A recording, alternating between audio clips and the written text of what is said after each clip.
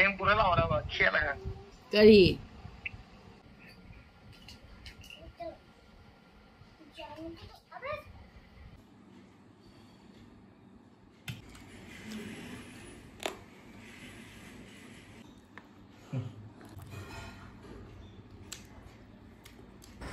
Hi ma'am, good morning. Akoigi good morning se ma'am morning budi morning huiri aba. Ando ngasi se hayeng de di paru gi school hang dore school hang na rek dore dana ngasi de ngang nya tum me haudok pidre heng de mo hobe obe taw do na dor bani aba school hang dor mina adana ya hause khara di thinglap tawre. Idea ko se breakfast tawre thing gano tawrani lunch tawre amu wat kani marak me ya oire ba aduna ai sangmo mafam le bani sangmo mafam nai Pitak panena ngang nida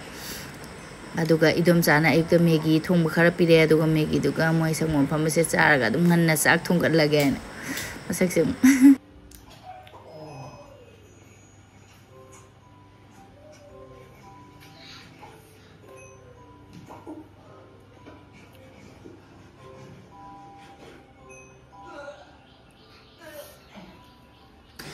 ngasi di sangon se ni nangarang tingham bane ina kaino se kole hawai se nahan nung khagna chagi aduna anauba porok anauba nina amutang kamada dam ai di kaino oi greba kai haini mafon ta greba pere por lau tha gre aduga sina ngasi gi sina na mamang chahi gi su khara yaure aduna kamai to dino khangde samaina khara tingham me ina ngarang se aduga hojik se maku ina gano tawani atopa numito edi tilhau chanam masura ko masala wena thuma yaba sangon jeni na hawai na so kaino na jenam na sok to duini na sumaina maku se khara kok to eduga ina mapum se sumaina mapum yaw se haw bane ba kol hawai sok to badane ado sisu kam thoge na handi city ama kamak pada barbar lautha ge asidi sangon jeni na yanam na sok tawrani yandem su phajaba yawre anga sak ngang na as khara yamna ma manga taru ma kaino tawreina lang kang na leirame ba pamure ina khara len thorak ba ado hawai sida khara hapchan ge tawraga ko ma da kaw thongna hapodre yandem su adum yandem gi bora oina charne ina tin sa brain yeng aise mamang sa hi gi su yawre ba food kare na handi amma de ber lau thenga si di yeng bai ne muka maga aduga yenem se hapodre hawai da aduna ina kupna soira ga bora tawrani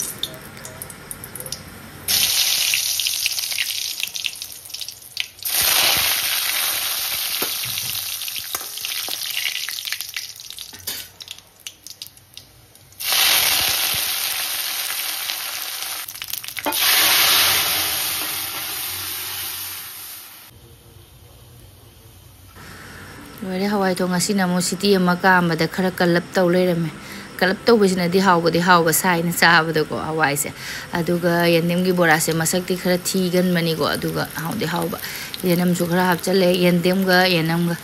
punchalaga bora tilhau ga su jela su hawga da ngasi sangoni ni na tilhau cha da mina adum chapna kaino ina tilhau ga yandem ga kaino ga ta waina maina khoi ngasi gi sangon sel gi kaino yam ngal le ngasi jik si punge kharo ta tab ta ngai aduna khoi paru se chak lame na ma bora lau gore ma hana pije thoge du messenger da su chinau sing na paru gi mukbang to holwai do ngasi acham boin to halage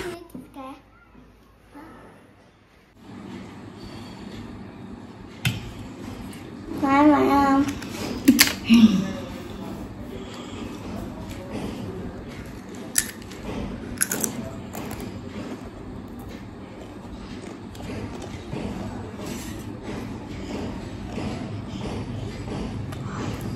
Ini aja buat silung cakar agak kasih semai cap hang gedro.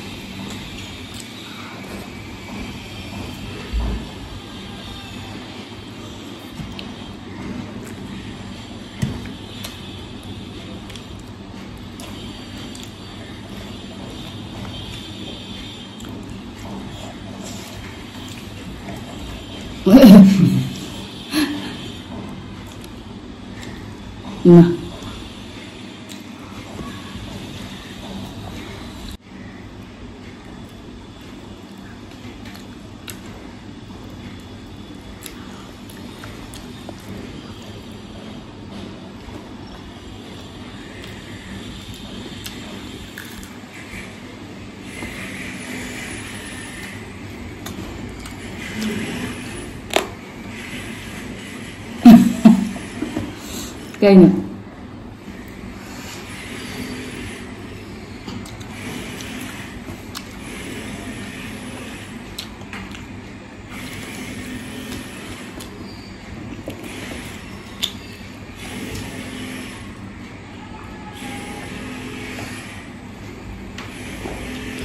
mau sih di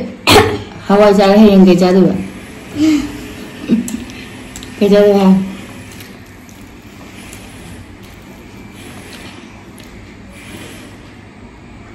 Waktu bertambah. Yes.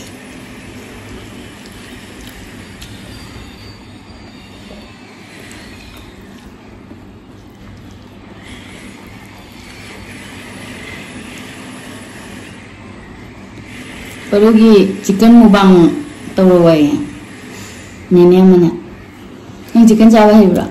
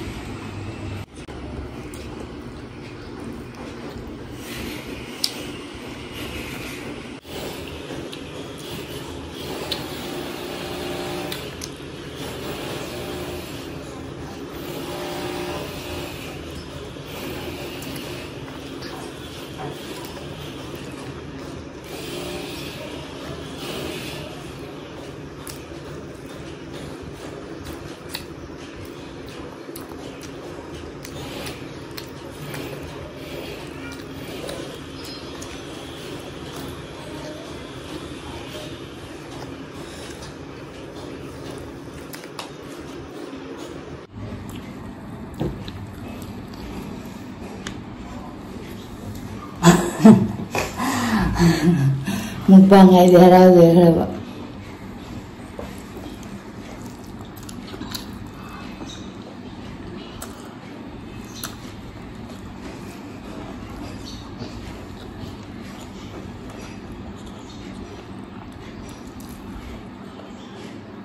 Hawai masih Thursday ki dal chai ne hawai chai ne ko Friday.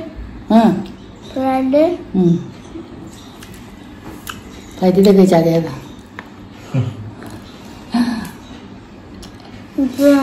Jen.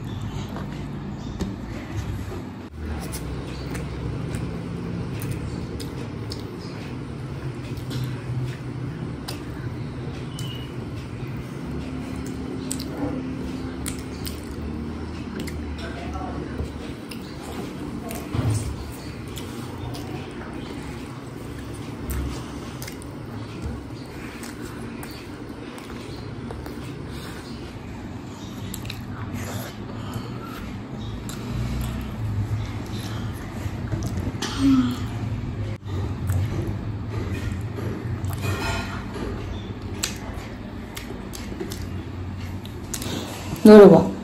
뭐라 잘하더라.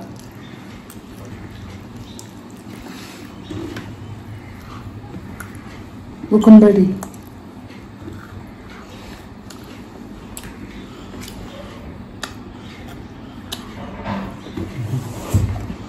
Học tiếp à?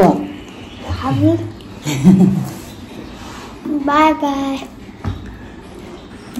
Sina idom chawgi idom chawi piraga aiga sonuga muchani parudi chak chak haido ma hana pizza thoba ai si idom chawi piramaga aiga sonuga mu ingna charani मैं तो मुकबांग करा क्या क्या इंजान दाल सिर्फ दाल आवरा अभी अपन मुकबांग करा दे चम्मच से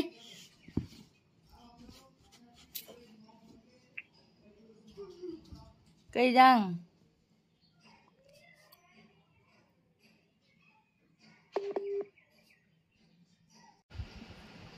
देख खत्म हो गया खत्म अब धो लो धो लेना इसको धोएगा नहीं ऐसे ही खा लेगा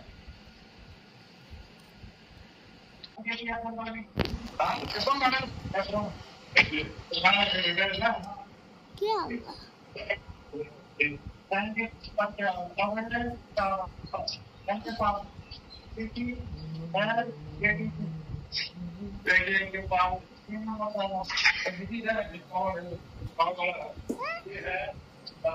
हो गया बर्तन बना हो गया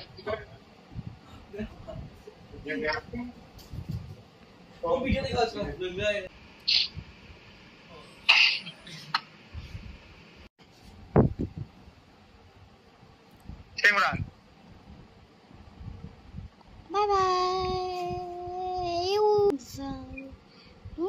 si building maya ini kan yang tugas di mana ni building kita udah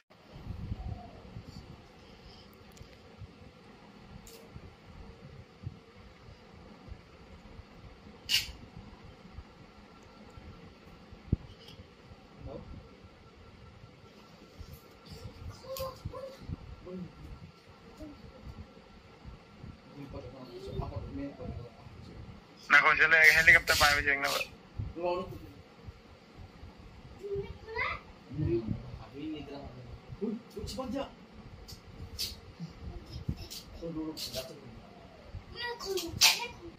yang pura lah orang apa kia lah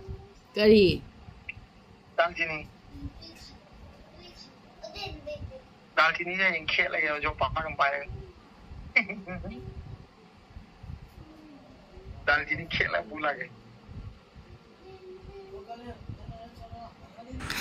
ado ichinaw singna silong gi su matek matek video hapiro ai do silong ma le se de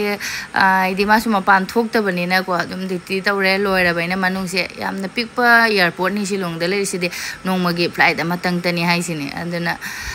hoje makhak lai kolkata da gi lakpa hai bo mare ado dum manga ga sune ko video calling asana bada dum matang mo se khang da ba hai duni me ama do phone video calling da sana dare ma su sauningi kai nai dum sa sing su uning baga wari sana ning bodo dum ma ko makko matam da nga wari sana matam da video calling na ta de mum kano tawe da video ko wari sa phone da wari sana se matam sa ki khangau da bane aba thaba ko lotion mom ga khang de aduna flight lai yengu ko lo hai ma nga mo su ta de di sauningi ba ma su mathan da ma da le ra ko tan chalak bodo adamaina maga sum wari sana bana matam ga chat ki khangau dre ma'am ado indigo flight ora mare sing ponate ko dum jing wai ne yeng ne dum isinaw sing na video dum hapiro hai da na hapani paru ene makha da maro na malang ado ma'am ngasi gi video share matang si dalo sanjerage ado ma'am ai video gi comment off lei bani ba ko ade di automatic lei ba se hoji